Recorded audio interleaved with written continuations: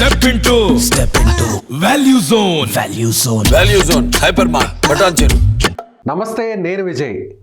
YSR Congress party విడుదల చేసినటువంటి రెండవ జాబితా ఎంపీ ఎమ్మెల్యేల అభ్యర్థులకు సంబంధించినటువంటి 27 మంది అభ్యర్థుల జాబితాను రిలీజ్ చేసింది.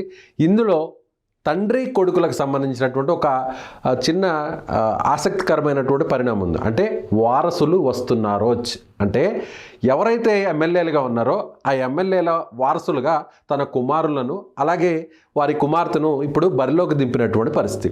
వారు ఎవరు, వాటి వివరాలు ఏంటో ఒకసారి తెలుసుకునే ప్రయత్నం చేద్దాం రండి. ముందుగా మనం చెప్పాల్సింది మచిలీపట్నం ఎమ్మెల్యేగా ఉన్నటువంటి పేర్ని నాని గురించి చెప్పాలి. పేర్ని నాని అంటే అందరికీ తెలుసు, ఎందుకంటే ఆయన మాజీ మంత్రిగా ఉన్నారు, సుదీర్ఘకాలం రాజకీయాల్లో ఉన్నారు. వారి తండ్రి నుంచి ఆయన వారసత్వంగా రాజకీయాల్లోకి వచ్చారు. పేర్ని నాని అంటే పేర్ని వెంకటరమణయ్య అంటారు, అలియాస్ అందరూ కూడా నాని అనే పిలుస్తారు ఆయన్ని. సో ఆయన ఇప్పటి వరకు కూడా దాదాపుగా 4 సార్లు ఆయన ఎమ్మెల్యేగా గెలుపొందినటువంటి పరిస్థితి. అంటే మొదటి నుంచి కూడా వైఎస్ఆర్ కాంగ్రెస్ పార్టీకి అంటే రాజశేఖర్ రెడ్డి ఉన్న టైం నుంచి కూడా ఆయనకు విధేయుడిగా పనిచేసినటువంటి పేర్ని నాని ఆ తర్వాత ఆయన మరణాంతరం కూడా ఆయన కుమారుడు వైఎస్ జగన్మోహన్ రెడ్డిని పార్టీని ఏర్పాటు చేసిన తర్వాత ఆయన వెంట కలిసినటువంటి ముఖ్యుల్లో కాంగ్రెస్ పార్టీ నుంచి వచ్చినటువంటి వారిలో పేర్ని నాని కూడా ఒకరు. సో పేర్ని నాని ఎవరైనా జగన్మోహన్ రెడ్డి మీద విమర్శలు చేసినా, ఎవరైనా జగన్పై పల్లెత్తు మాటన్నా కూడా ఫస్ట్ విమర్శలు కుప్పించేది పేర్ని నాని. గతంలో ఆయన రవాణా శాఖ మంత్రిగా పనిచేశారు. ఆ తర్వాత మంత్రివర్గ విస్తరణలో మార్పులో భాగంగా ఆయన మంత్రి పదవిని కోల్పోయారు. అయినా సరే ముందుగా పవన్ కళ్యాణ్ మీద విమర్శలు చేయాలంటే ఫస్ట్ పేర్ని నాని ముందుకు వస్తారు. అయితే ఇంత సుదీర్ఘ రాజకీయ నేపథ్యం ఉన్నటువంటి పేర్ని నాని ఈసారి తన కుమారుడు పేర్ని కృష్ణమూర్తికి అలియాస్ కిట్టుని ఈ మచిలీపట్నం స్థానంలో తిరిగి ఎమ్మెల్యే అభ్యర్థిగా తన కుమారుడికి అవకాశం ఇవ్వాలంటూ కూడా గత కొంతకాలం నుంచి కూడా ఆయన అధిష్టానాన్ని జగన్మోహన్ రెడ్డిని కోరుతున్నారు. సో అందులో భాగంగానే అందుకు ఆయన విన్నపాన్ని కోరికను కూడా అధిష్టానం మన్నించి జగన్మోహన్ రెడ్డి పేర్ని కిట్టుని కృష్ణమూర్తి అలియాస్ కిట్టుని ఈసారి మచిలీపట్నం సంబంధించినటువంటి ఎమ్మెల్యే అభ్యర్థిగా ప్రకటించారు. సో ఇక ఈయన రాజకీయ వారసుడిగా సో పేర్ని కృష్ణమూర్తి కిట్టు వచ్చారు. అసలు మచిలీపట్నంలో పేర్ని కుటుంబానికి ఉన్నటువంటి బలం ఏంటో ఒకసారి మనం తెలుసుకునేటువంటి ప్రయత్నం చేద్దాం. అంటే ప్రతిసారి మనం చూడవచ్చు మచిలీపట్నంలో పేర్ని నానికి సంబంధించినటువంటి వారి తండ్రి కృష్ణమూర్తి ఆయన దాదాపుగా 1880వ దశకం నుంచి కూడా ఈ రాజకీయాల్లో ఉన్నారు. మచిలీపట్నం కేంద్రంగానే రాజకీయాలు నడిపారు. ఆయన 1889లోనే పేర్ని కృష్ణమూర్తి కాంగ్రెస్ పార్టీ నుంచి ఆయన ఎమ్మెల్యేగా గెలుపొందినటువంటి పరిస్థితి. ఆ తర్వాత రాజకీయాల్లోకి వచ్చినటువంటి పేర్ని వెంకటరమణయ్య ఆయన 1999లో పోటీ చేసి ఓడిపోయారు. ఆ తర్వాత 2004లో పేర్ని నాని ఎమ్మెల్యేగా గెలుపొందినటువంటి పరిస్థితి. అయితే రాజశేఖర రెడ్డి మరణాంతరం పేర్ని నాని కాంగ్రెస్ పార్టీకి గుడ్ బై చెప్పి తిరిగి వైఎస్ఆర్సీపీలో చేరినటువంటి పరిస్థితి. వైఎస్ఆర్సీపీలో చేరిన ఆయన 2009లో కూడా తిరిగి గెలిచిన తర్వాత వైఎస్ఆర్సీపీలో చేరారు. ఆ తర్వాత 2014లో టీడీపీ అభ్యర్థి కొల్లు రవీంద్ర చేతిలో నాని ఓడిపోయారు. ఆ తర్వాత తిరిగి గత ఎన్నికల్లో 2019లో పేర్ని వెంకటరమణయ్య అలియాస్ పేర్ని నాని ఎమ్మెల్యేగా గెలుపొందారు. సో ఇప్పుడు ఈయన వారసుడిగా పేర్ని కృష్ణమూర్తి పేర్ని కిట్టు రేపు ఎమ్మెల్యే అభ్యర్థిగా కంటెస్ట్ చేయబోతున్నారు. అయితే ఈయనకి పెద్దగా రాజకీయ నేపథ్యం లేదు, కానీ తండ్రికి సంబంధించినటువంటి అనేక కార్యక్రమాలంతా కూడా దగ్గరుండి ప్రస్తుతం అన్నీ కూడా కిట్టుయే చూసుకుంటున్నారు. గత కోవిడ్ టైంలో కూడా దగ్గరుండి సేవా కార్యక్రమాలన్నింటినీ కూడా మొత్తం కిట్టునే చూసుకున్నటువంటి పరిస్థితి. ప్రస్తుతం అక్కడ రాజకీయాలంతా కూడా తండ్రి సారథ్యంలో తండ్రి పంచన ఆయన పక్కన ఆయన చేరి ఆయన ఆధ్వర్యంలో ఇప్పుడు రాజకీయాలను ఓనమాల దిద్దుకొని ఇప్పుడు ఆయన రాజకీయాల్లోకి వచ్చి పూర్తి స్థాయిలో ఎమ్మెల్యే అభ్యర్థిగా పోటీ చేస్తున్నటువంటి పరిస్థితి. సో పేర్ని నాని వారి తండ్రి దగ్గర నుంచి కృష్ణమూర్తి దగ్గర నుంచి పేర్ని నాని రాజకీయాల్లోకి వచ్చారు. ఆ వారసత్వాన్ని ఈయన కంటిన్యూ చేశారు. సో పేర్ని నాని నుంచి కూడా వారి తండ్రి వారసత్వాన్ని కిట్టు కంటిన్యూ చేయబోతున్నారు. ఇకపోతే మిగిలినటువంటి వారిలో చూస్తే ప్రముఖంగా మనం తిరుపతికి సంబంధించినటువంటి నాయకుడు బోమన కరుణాకర్ రెడ్డి, తిరుపతి ఎమ్మెల్యే. ఈయన కూడా వైఎస్ కుటుంబానికి, వైఎస్ జగన్మోహన్ రెడ్డికి అత్యంత ఆప్తుడిగా ఈయన కూడా చెప్పవచ్చు. ఈయన ప్రస్తుతం తిరుపతి ఎమ్మెల్యేగా ఉన్నటువంటి పరిస్థితి. సో బోమన కరుణాకర్ రెడ్డి వారసుడుగా ఆయన కుమారుడు బోమన అభినయ్ రెడ్డిని ఆయన ఇప్పుడు రాబోయేటువంటి తిరుపతి అసెంబ్లీ ఎన్నికల్లో ఎమ్మెల్యే అభ్యర్థిగా బరిలోకి దింపుతున్నారు. బోమన కరుణాకర్ రెడ్డి గురించి చెప్తే వైఎస్కి అత్యంత విధేయుడిగా ఉన్నటువంటి వారిలో బోమన కరుణాకర్ రెడ్డి ఒకరు. ఆయన అభ్యుదయ భావం వైపు, గతంలో విప్లవజాలం వైపు నడిచినటువంటి బోమన కరుణాకర్ రెడ్డి గతంలో జైలుకు కూడా వెళ్ళారు. ఆ తర్వాత పరిణామ క్రమంలో రాజశేఖర్ రెడ్డి రాజకీయాన్ని, రాజశేఖర్ రెడ్డి నాయకత్వ లక్షణాలని నమ్ముకొని, అంటే ఆ నాయకత్వ లక్షణాలు నచ్చి ఆయన రాజకీయాల్లోకి వచ్చారు. రాజశేఖర్ రెడ్డి వెంట నడిచారు. రాజశేఖర్ రెడ్డి అప్పట్లో ముఖ్యమంత్రి కాకముందు, 2004 ముందు ముఖ్యమంత్రి కాకముందు కాంగ్రెస్ పార్టీకి సంబంధించినటువంటి నాయకుడిగా రాజశేఖర్ రెడ్డి అప్పట్లో ఉమ్మడి ఆంధ్రప్రదేశ్లో మొత్తం పాదయాత్ర నిర్వహిస్తే ఆ పాదయాత్ర మొత్తాన్ని కూడా బోమన కరుణాకర్ రెడ్డి అక్కడ ఆయన నేతృత్వంలోనే ఆ పాదయాత్ర మొత్తం అంతా కూడా నడిచినటువంటి పరిస్థితి. ఆ తరువాత జగన్మోహన్ రెడ్డి ఎప్పుడైతే 2019కు ముందు ఆయన కూడా పాదయాత్ర నిర్వహించినటువంటి పరిస్థితి. ఆ పాదయాత్రను కూడా బోమన కరుణాకర్ రెడ్డి దగ్గరుండి నిర్వహించినటువంటి పరిస్థితి. అంటే తండ్రి వైఎస్ రాజశేఖర రెడ్డి పాదయాత్రకు సంబంధించినటువంటి ఇన్ఛార్జిగా బోమన కరుణాకర్ రెడ్డి వ్యవహరించారు. అదేవిధంగా ఆయన తనయుడు జగన్మోహన్ రెడ్డికి సంబంధించినటువంటి పాదయాత్రకు కూడా బోమన కరుణాకర్ రెడ్డి ఇన్ఛార్జిగా వ్యవహరించారు. అయితే ఒకసారి బోమన కరుణాకర్ రెడ్డికి సంబంధించినటువంటి పూర్తి వివరాలను ఒకసారి మనం చూసేటువంటి ప్రయత్నం చేస్తే, రాజశేఖర్ రెడ్డి ముఖ్యమంత్రి అయిన తర్వాత, అంటే 2009 ఎన్నికల్లో ఆయన తిరుపతి నియోజకవర్గం నుంచి కాంగ్రెస్ పార్టీ అభ్యర్థిగా పోటీ చేసి చిరంజీవి చేతిలో ఓడిపోయారు. ఇక్కడ మనం చాలా ఇంపార్టెంట్ విషయం ఇది. అప్పట్లో చిరంజీవి తిరుపతి ఎమ్మెల్యేగా గెలుపొందారు. సో ఆయన చేతిలో బోమన కరుణాకర్ రెడ్డి ఓడిపోయారు. అయినా కూడా బోమన కరుణాకర్ రెడ్డికి రాజశేఖర రెడ్డి ప్రాధాన్యతనిస్తూ తుడా చైర్మన్ చేశారు. ఆల్రెడీ మీకు చెప్పాను. అలాగే టీటీడీ చైర్మన్ కూడా చేశారు. ఆ తర్వాత మళ్ళీ తిరిగి ఆయన రాజశేఖర రెడ్డి మరణాంతరం వైఎస్ జగన్మోహన్ రెడ్డి పార్టీలో నుంచి బయటకు వచ్చిన తర్వాత ఆయన వెంట నడిచారు. ఆయనతో పాటు ఉప ఎన్నికల్లో 2012లో పోటీ చేసి ఎమ్మెల్యేగా గెలుపొందారు బోమన కరుణాకర్ రెడ్డి. ఆ తర్వాత 2014 ఎన్నికల్లో ఆయన మళ్ళీ వైఎస్ఆర్సీపీ అభ్యర్థిగా పోటీ చేసి ఓటమి పాలయ్యారు.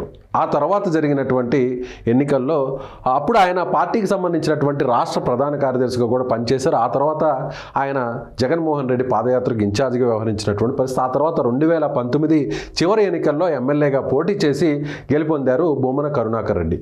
ఇప్పుడు ప్రస్తుతం ఆయన కొన్ని నెలల కిందటే ఆయన టీటీడీకి సంబంధించినటువంటి చైర్మన్గా 2వసారి ఎన్నికయ్యారు బోమన కరుణాకర్ రెడ్డి. సో అప్పుడే అందరూ ఫిక్స్ అయ్యారు, బోమన కరుణాకర్ రెడ్డి ఇక ప్రత్యక్ష రాజకీయాలకు దూరం కాబోతున్నారు.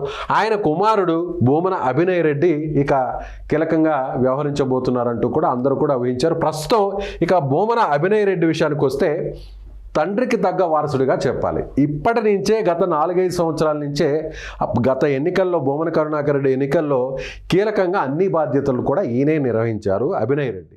అభినయ్ రెడ్డి ఇప్పుడు ఎమ్మెల్యేకి సంబంధించినటువంటి ఏ కార్యక్రమాలైనా, ఏ పనులైనా కూడా ముందుగా అందరూ బోమన అభినయ్ రెడ్డినే కలిస్తే అక్కడ పనులు అయిపోతాయి అనేది ఇప్పటికే అక్కడ ఉన్నటువంటి టాక్గా చెప్పవచ్చు. సో ప్రస్తుతం బోమన అభినయ్ రెడ్డి తిరుపతి కార్పొరేషన్కి సంబంధించిన డిప్యూటీ మేయర్గా ఆయన ఉన్నారు.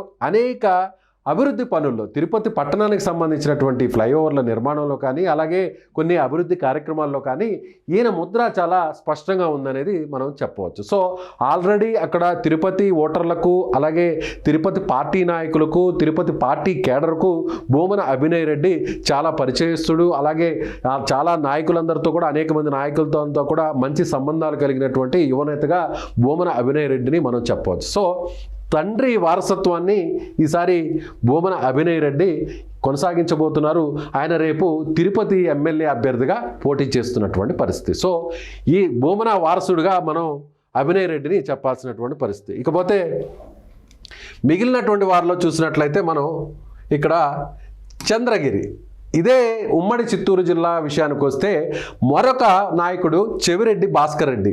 చెవిరెడ్డి భాస్కర్ రెడ్డి కూడా వైఎస్ ఫ్యామిలీకి అత్యంత విధేయత కలిగినటువంటి అనుచరుల్లో బోమన చెవిరెడ్డి భాస్కర్ రెడ్డి కూడా ఒకరు. చెవిరెడ్డి భాస్కర్ రెడ్డి ప్రస్తుతం ఆయన చంద్రగిరి ఎమ్మెల్యేగా ఉన్నారు. ఆయన ప్రస్తుతం గత ఎన్నికల్లో కూడా చంద్రగిరి ఎమ్మెల్యేగా పోటీ చేసి ఆయన గెలుపొందినటువంటి పరిస్థితి. 2 సార్లు ఆయన ఎమ్మెల్యేగా చెవిరెడ్డి భాస్కర్ రెడ్డి గెలుపొందారు. చెవిరెడ్డి భాస్కర్ రెడ్డి వైఎస్ రాజశేఖర రెడ్డికి అత్యంత విధేయుడిగా ఆయన ఉన్నారు. గతంలో ఎప్పుడైతే తుడా చైర్మన్గా భూమన కరుణాకర్ రెడ్డి బాధ్యతలు తప్పించిన తర్వాత, ఆయన బాధ్యతలు అయిపోయిన తర్వాత తుడా చైర్మన్గా చెవిరెడ్డి భాస్కర్ రెడ్డిని నియమించినటువంటి పరిస్థితి. సో ఇప్పుడు ప్రస్తుతం చెవిరెడ్డి భాస్కర్ రెడ్డి ఆయన తిరుపతికి సంబంధించినటువంటి తుడా చైర్మన్గా కొనసాగుతూనే ఎమ్మెల్యేగా కూడా పనిచేశారు. ఆ తర్వాత ఆ బాధ్యతలు తుడా చైర్మన్ బాధ్యతలను ప్రస్తుతం చెవిరెడ్డి మోహిత్ రెడ్డి ప్రస్తుతం నిర్వహిస్తున్నారు.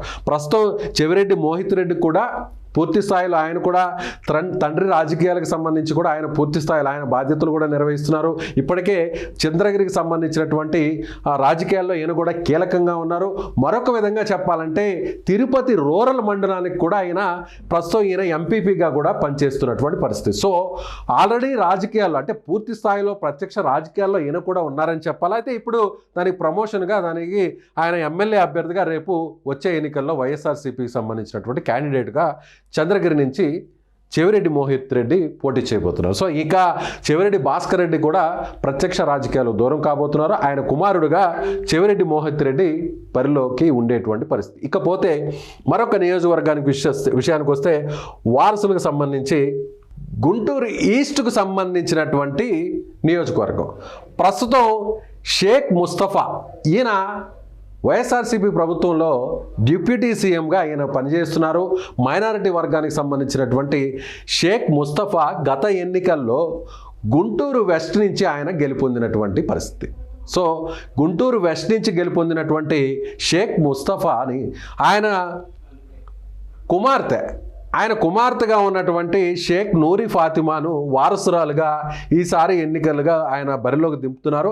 అయితే గుంటూరు వెస్ట్ నుంచి కాకుండా గుంటూరు ఈస్ట్ నుంచి ఈసారి తన కుమార్తెను ఆయన బరిలోకి దింపుతున్నారు. సో గుంటూరు వెస్ట్ నుంచి ఆయన ఆశించినప్పటికీ కూడా వైఎస్ఆర్సీపీ అధినేత జగన్మోహన్ రెడ్డి ఆ స్థానం నుంచి కాకుండా మార్పులో భాగంగా గుంటూరు ఈస్ట్ నుంచి ఈసారి నూరి ఫాతిమాను వైఎస్ఆర్సీపీ అభ్యర్థిగా బరిలోకి దింపినటువంటి పరిస్థితి. సో డిప్యూటీ సీఎంగా ఉన్నటువంటి షేక్ ముస్తఫా కుమార్తె వారసత్వాన్ని తండ్రి వారసత్వాన్ని నూరి ఫాతిమా ఏ విధంగా కొనసాగిస్తారో రాబోయేటువంటి రోజుల్లో కూడా మనం చూడాల్సినటువంటి పరిస్థితి. ఆయన ముందు నుంచి కూడా చెప్తూ ఉన్నటువంటి పరిస్థితి. సో ఇకపోతే మరొక నియోజకవర్గానికి వస్తే మనం పోలవరం నియోజకవర్గానికి సంబంధించినటువంటి ముఖ చిత్రం ఇక్కడ చూడవచ్చు. ఇక్కడైతే అందరూ కూడా ఇప్పటి వరకు కూడా మనం కుమార్తె గురించి చెప్పుకోవచ్చు. కానీ ఇక్కడ సతీమణి అంటే తెల్లం బాలరాజు అనేటువంటి ఎస్టీ నియోజకవర్గం, ఇది పోలవరం నియోజకవర్గానికి సంబంధించి ఎస్టీ రిజర్వ్డ్ నియోజకవర్గం. ఈయన కూడా తెల్లం బాలరాజు కూడా సీనియర్ నాయకుడిగా ఉన్నారు. కాంగ్రెస్ పార్టీ నుంచి ఈయన కూడా వైఎస్ఆర్ కాంగ్రెస్ పార్టీలోకి వచ్చారు. ఈయన కూడా ఎమ్మెల్యేగా ఉండి కూడా పార్టీకి రాజీనామా చేసి జగన్మోహన్ రెడ్డి వెంట నడిచినటువంటి పరిస్థితి. ఈయన కూడా 3 నుంచి 4 సార్లు ఎమ్మెల్యేగా గెలుపొందినటువంటి పరిస్థితి. ఈయన కూడా జగన్ వెంట నడిచినటువంటి జగన్ విధేయుల్లో ఈయన కూడా ఒక ముఖ్యమైనటువంటి నాయకుడిగా మనం చెప్పవచ్చు. అయితే ఇప్పుడు తెల్లం బాలరాజు కాకుండా ఆ స్థానంలో పోలవరం సంబంధించినటువంటి ఎమ్మెల్యే స్థానంలో ఎమ్మెల్యే నియోజకవర్గంలో ఆయన సతీమణి రాజ్యలక్ష్మికి ఈసారి టికెట్ ఇచ్చినటువంటి పరిస్థితి. సో తెల్లం రాజ్యలక్ష్మి రాబోయేటువంటి ఎన్నికల్లో పోలవరం ఎస్టీ నియోజకవర్గానికి సంబంధించి వైఎస్ఆర్సీపీ అభ్యర్థిగా ఈమె బరిలో ఉండబోతున్నారు. అయితే ఈమె ఆల్రెడీ విద్యావంతురాలుగా ఉన్నారు. ఈమె ఉపాధ్యాయురాలుగా పనిచేస్తూ భర్తకు సంబంధించినటువంటి రాజకీయ వ్యవహారాల్లో పూర్తిగా తలమునకలు కాకపోయినప్పటికీ కూడా రాజకీయాల మీద ఈమెకు కొంత అవగాహన ఉంది, నియోజకవర్గం మీద కొంత పట్టుంది. ఒక మాట చెప్పాలంటే భర్త విజయం వెనక భార్య ఉంటారు అని అంటారు. రాజకీయాల్లో ఎవరైనా ఏ మగవారైనా సరే రాణించగలగాలంటే అందుకు ఫ్యామిలీ సపోర్ట్ ఉండాలి, ముఖ్యంగా సతీమణి సపోర్ట్ ఉండాలి అని అంటారు. సో ఆ విషయంలోకి వస్తే 3 నుంచి 4 సార్లు ఎమ్మెల్యేగా గెలుపొందినటువంటి తెల్లం బాలరాజుకు సంబంధించి ఫస్ట్ నుంచి కూడా వెనకుండి నడిపిస్తున్నటువంటి మహిళగా ఈమెను చూడొచ్చు. కాబట్టి అదేవిధంగా చదువుకున్నటువంటి విద్యావంతురాలుగా ఉన్నారు కాబట్టి, అదేవిధంగా ఉపాధ్యాయులుగా కూడా పనిచేశారు కాబట్టి, సో తెల్లం రాజ్యలక్ష్మికి ఈసారి వైఎస్ఆర్సీపీ అవకాశం కల్పించినటువంటి పరిస్థితి. సో ఇది వైఎస్ఆర్సీపీకి సంబంధించి విడుదల చేసినటువంటి 27 మంది జాబితాలో వారసులకు సంబంధించినటువంటి కీలకమైన అప్డేట్స్. మరి ఈసారి ఈ వారసులు తండ్రులకు తగ్గట్టుగా అలాగే భర్తకు తగ్గట్టుగా ఏ స్థాయిలో రాణించగలుగుతారో, మరి గెలవగలుగుతారో, గెలిచి పార్టీ యొక్క బలాన్ని నిరూపించగలుగుతారో, వారి ఫ్యామిలీ యొక్క రాజకీయ వారసత్వాన్ని ఏ విధంగా కొనసాగిస్తారో రాబోయేటువంటి ఎన్నికల్లో చూడాల్సినటువంటి పరిస్థితి. ఈ వీడియోపై మీ అభిప్రాయాన్ని కింద ఉన్నటువంటి కామెంట్ బాక్స్లో కామెంట్ రూపంలో తెలియజేయండి. Thank you so much.